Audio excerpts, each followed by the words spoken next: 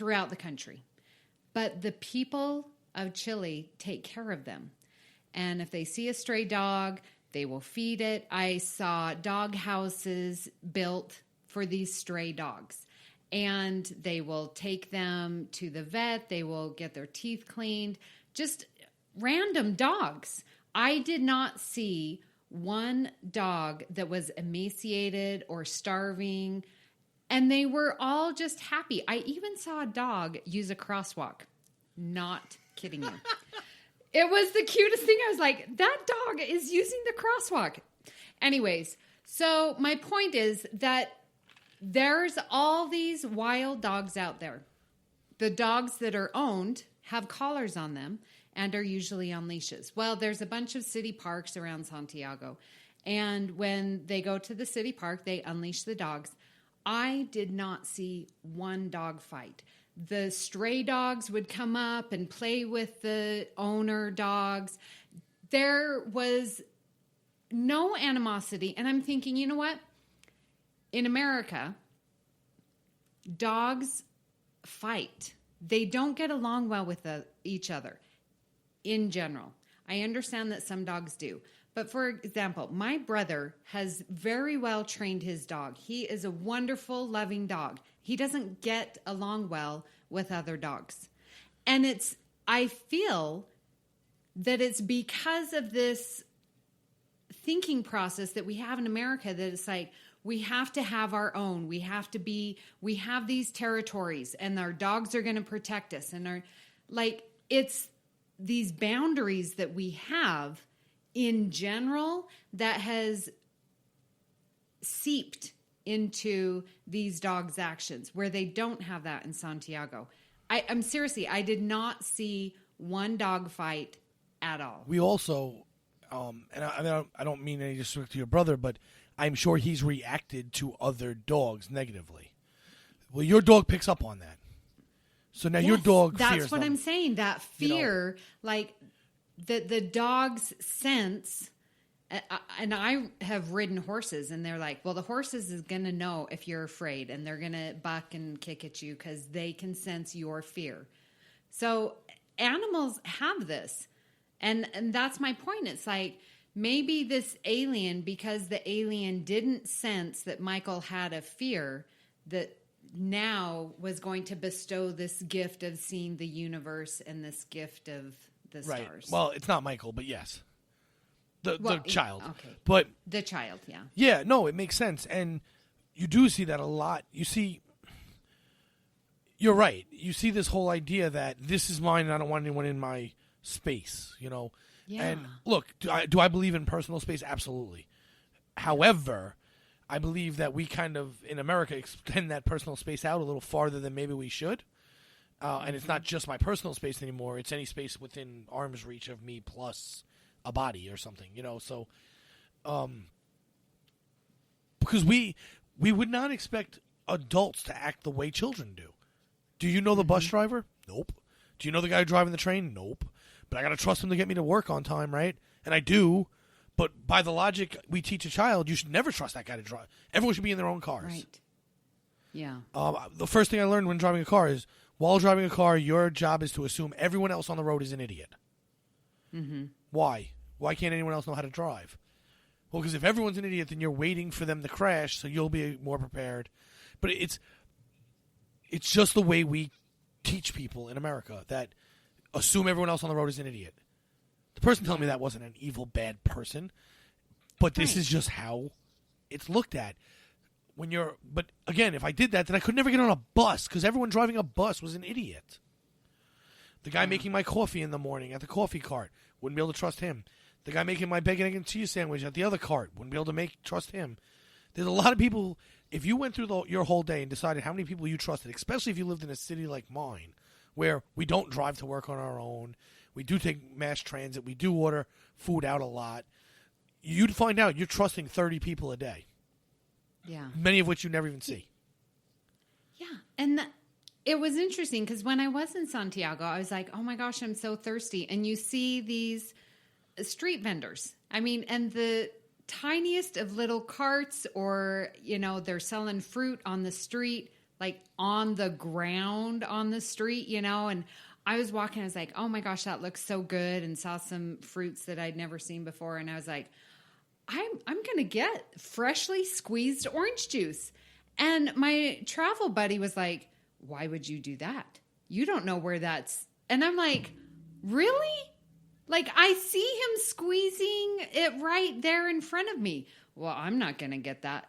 I got it, had the best tasting orange juice I've ever had, freshly squeezed right there. And I just, that contrast of how much fear are we going to live and create these unnecessary borders? I understand that there's bad people out there, but is that fear worth it to exclude the entire world? No, it's not. And if you mind me asking, where does your travel buddy live? Here in Las Vegas. He's a math teacher. Okay. Because grew up in upstate New York, though. So he must have spent time in Manhattan, I would assume. No, upstate. Yeah, it's not that far. How far up? Whatever. Point being is, there's food carts on every corner in New York City. Every corner. And I'll eat off all of them. Well, we don't have that here in Vegas. Yes, but he lived in a place that did, because no, he was small town. Uptown. Okay, then they had ice cream trucks that sold food, because that's all over the state of New York. But eating food off carts, that's a normal thing for me. I know people who fear it. It's not out west. I know people fear it, but it is a very normal thing. In fact, it has spurred people to buy trucks, to park them in a single location as if it's a storefront, to look like they're an actual truck food place. There's a bar that put a truck in the backyard just to sell food out of it, because they found people bought more food off the truck than they did out of the bar. Interesting. Yeah. I would have no problem buying orange juice off. One of the greatest pieces of mango I've ever eaten came in a Ziploc bag out of a shopping cart on the platform to the E train. Oh. You can also buy churros there, too, sometimes. That sounds so wonderful, that mango. Mango with a little bit of lime juice in a Ziploc bag. Cost me $2. They only take cash because it's a little old lady. Right. And I see her all the time. Yeah. But, you're right, though. A lot of people look at you, even in New York City, they'll look at me like I'm crazy when I'll buy this, but you'll buy the same bottle of soda that I'm buying on the cart. You'll buy it in CVS and think it's better. Why? Yeah. Is CVS's back room any better than wherever this guy's warehouse is? Yeah, there's some sense that, well, maybe they put a syringe and, put drugs in it, or there is this stranger danger fear. Can I address that last statement? Because that one drives me the most insane. Well, but so many people I know, and that's why it drives me the most insane. Because you always hear this around Halloween time. You must check all your kids' candies. Look, drug addicts are not giving it away for free to kids. They're not. It's not what a drug addict does. Nobody spends that kind of money to get little kids high that they're never going to see. More importantly, there was this big myth of razor blades in chocolate. Yes. It was the parents of the children who did it to stop them from eating the candy. It was never a stranger that put anything in anyone's candy. There were parents who were eventually arrested for doing this. But before, because unfortunately we have the attention span of gnats as humans, we read all the headlines about trying to find the guy who did it, and then we lose interest, and we never realize it was the parents.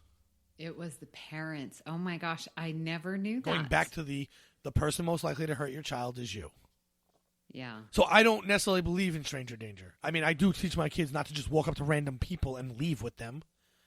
But this whole idea that guy is going to definitely murder you in your sleep is ridiculous. Mm-hmm. Yeah. I'm much more likely to strangle my own kids because they won't leave me alone. I'm not, listeners, I'm not likely to do it. I'm just saying I'm more likely to do it than a stranger. Right. Okay, so can we also talk about this alien coming down to this planet in Africa and giving away the big show and the gift of the stars? Like, obviously, they do not have the Prime Directive. Like, what is this non-interference? I saw that Vulcan. And I was like, what is going on? Well, that's cool. I don't believe in the Prime Directive, so. Oh, okay. I have never agreed with Star Trek's Prime Directive. Okay. Just don't believe in it. All right. Well, the idea... So then it wasn't a problem for you that this... No, I mean... Obviously, advanced civilization is coming down to hunters and gatherers and giving them this gift of the knowledge of the universe. Well, no, it only gave them light. It gave them stars. So it's not like it gave them starships. That didn't happen. No, but the child was given the knowledge of the universes. Okay. I mean, whatever. It didn't change much of history anyway in this storytelling. It just allowed them to go outside their borders and not be afraid of a snake that she ends up killing at the end anyway.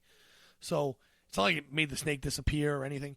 However, I don't believe in the Prime Directive. Let's get this out of the way. Okay. Because the idea of the Prime Directive is you're not supposed to meddle and change the way the natural outcome of the species is going, correct?